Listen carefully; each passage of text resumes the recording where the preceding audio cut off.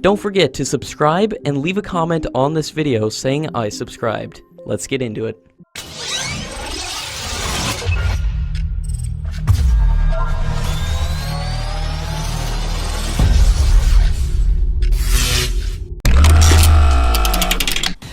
With the deadline for attaining the final operational clearance for the Tejas light combat aircraft fast approaching, the Aeronautical Development Agency is confident of meeting its target.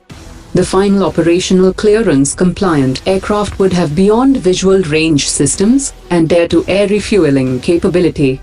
The Aeronautical Development Agency is confident of meeting the final operational clearance in December, but Hindustan Aeronautics has expressed doubts. The chairman of Hindustan Aeronautics has said that the attaining of final operational clearance by the end of December could be a problem, and it could be pushed to 2019. India has conducted a night test of the indigenously developed Dhanush system. The surface-to-surface system was flight tested in full operational configuration by Strategic Forces Command, and all the mission objectives were met during the test. The system has already been inducted into the armed forces and is currently under production after its successful completion of developmental trials. According to latest reports, India and Singapore have planned unprecedented military drills during the 25th edition of the Singapore-India Maritime Bilateral Exercise. In terms of scale and complexity, the SIMBEX 2018 will be the largest exercise since 1994, and this edition will witness the participation of a large number of ships and submarines from the navies of both the countries, and a diverse range of exercises will be conducted at sea, including advanced anti-submarine exercises, submarine rescue demonstrations, testing integrated surface and anti-air systems, unmanned aerial vehicle operations, and cross-deck helicopter operations.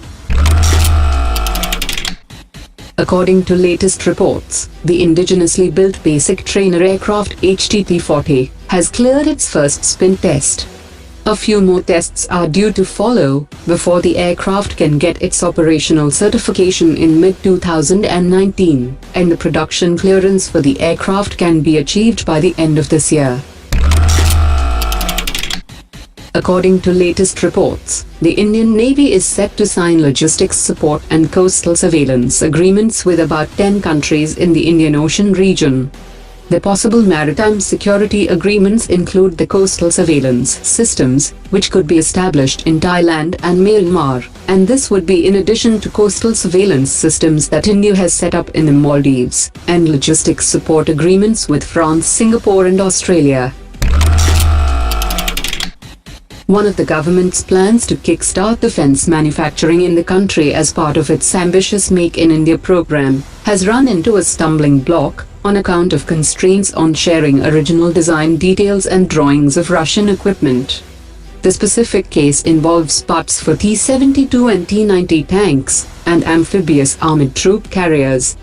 The Avadi Ordnance Factory in Chennai manufactures the tanks under a license agreement with Russia, and as it is not financially viable for the factory to make all the parts, it plans to outsource it to the private sector firms, for which it wants to share the original Russian designs with the private sector.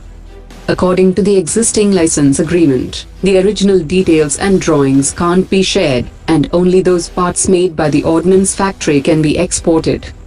The Secretary of Defense Production has said that the department is examining the issue, and any solution will have to be within the framework of our existing agreements. The Ministry of Defense has reached out to vendors in Russia, and several agreements to share technology were signed to address this issue. Russia has now agreed to certify components and spare parts that are made in India.